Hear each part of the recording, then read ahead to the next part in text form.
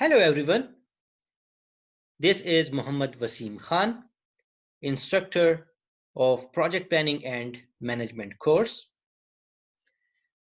In this lecture, we will talk about reducing the project durations. Imagine the following scenarios. After finalizing your project schedule, you realize the estimated completed date is 2 months beyond what your boss publicly promised an important customer. Or 5 months into the project, you realize that you are already 3 weeks behind the drop dead for the project.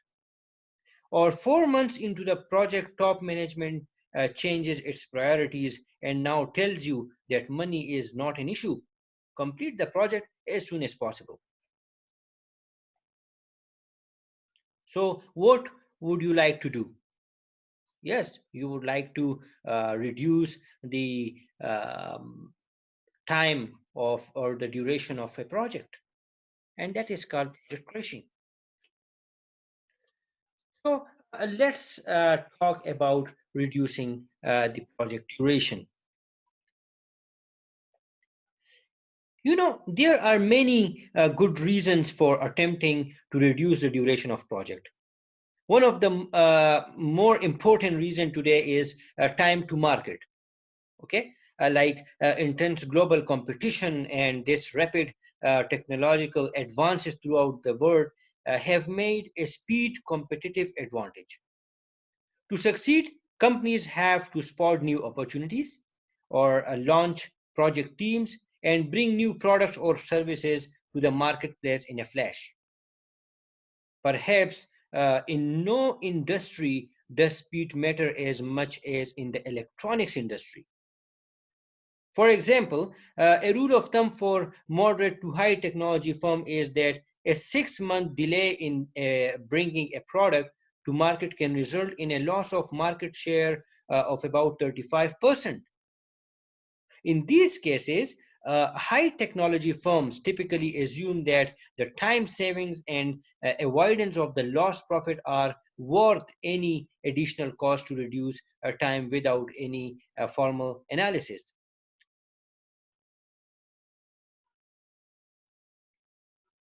So, you know, business survival depends not only upon rapid innovation, but also adaptability.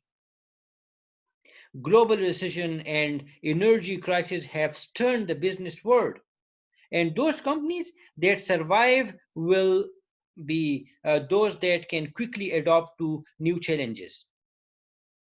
This requires speedy project management. For example, the fate of United States auto industry depends in part on how quickly they shift their efforts to develop fuel efficient and alternative forms of transportation. So another common reason for reducing the project time occurs when unforeseen delays, for example, adverse weather condition or design flaws and the breakdown of equipment.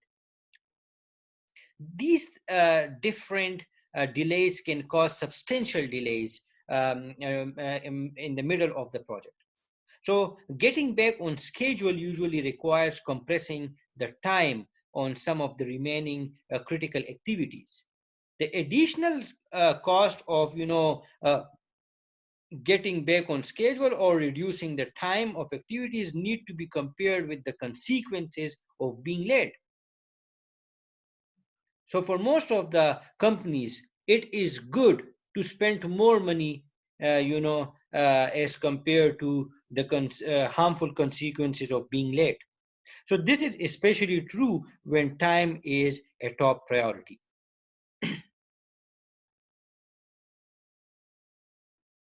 Imposed deadlines is another reason for accelerating the project completion. For example, I would give you an example of a politician makes a public statement that a new law building will be available in 2 years. Like, a new law regarding the buildings will be available in 2 years. Or the president of a software company, for example, remarks in a speech that new advanced software will be available in 1 year. So such statements too often become imposed project duration dates. When the companies come to know that, okay, are within in the coming 2 years, the government will induce or publish the new law regarding the buildings. So they think about their projects as well, and they think that the project should be completed before that particular date. So the project duration time is set while the project is in its concept phase, before or without any delayed scheduling of all the activities in the project. This phenomena occurs very frequently in practice. Unfortunately, this practice almost always leads to a higher cost project than one that is planned using the low cost and detailed planning. In addition, quality is sometimes compromised to meet deadlines. More important, these increased costs of imposed duration date are seldom recognized or noted by project participants. Sometimes very high overhead costs are recognized before the project begins. In these cases, it is important to examine the direct cost of shortening the critical path versus the overhead cost savings. Usually, there are opportunities to shorten a few critical activities at less than the daily overhead rate. Under specific conditions, huge savings are possible with this little risk. And finally, there are times when it is important to reassign key equipment or people to the new projects. Under these circumstances, the cost of compressing the project can be compared with the opportunity cost of not releasing key equipment or people. So let's talk about the different options we can have for accelerating the project completion. So if you want to accelerate the project completion, you can have different options, but that depends on the resources, when the resources are constrained or the resources are not constrained. Oh, okay, let's come towards first when the resources are not constrained. Then we have the options like adding resources, outsourcing the project work, scheduling overtime, establishing a core project team, or do it twice. I mean, do an activities twice, fast and then correctly.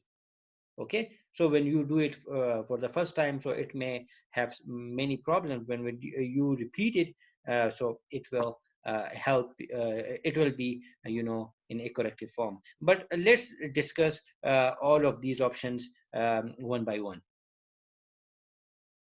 Okay, adding resources. So this is an option when the resources are not constrained, and this is an option for accelerating or speeding up the project completion.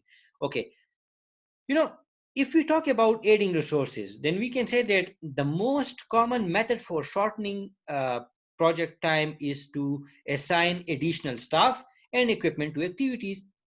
There are limits, however, as to how much speed can be gained by adding staff. Doubling the size of the workforce will not necessarily reduce completion time by half. The relationship would be correct only when the task can be partitioned so minimal communication is needed between workers as in harvesting a crop by hand or repaving a highway. So, obviously, minimum communication is needed there. So most projects are not set up that way. Additional workers increase the communication level. This next one is outsourcing the project work. So a common method for shortening the project time is to subcontract an activity.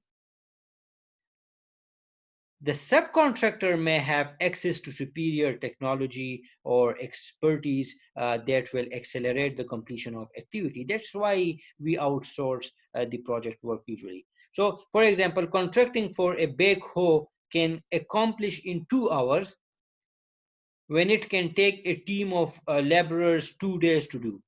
Likewise, by hiring a consulting firm that specializes in a particular programming, a firm may be able to cut in half the time it would take for less experienced internal programmers to do that particular work. The next one is scheduling overtime.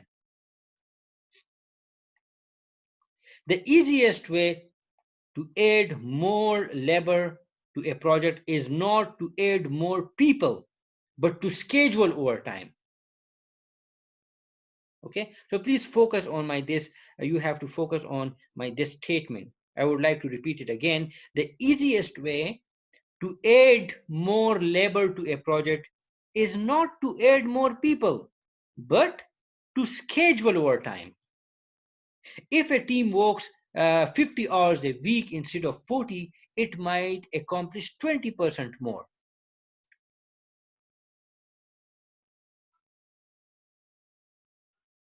By scheduling overtime can avoid the additional cost of coordination and communication encountered when new people are added.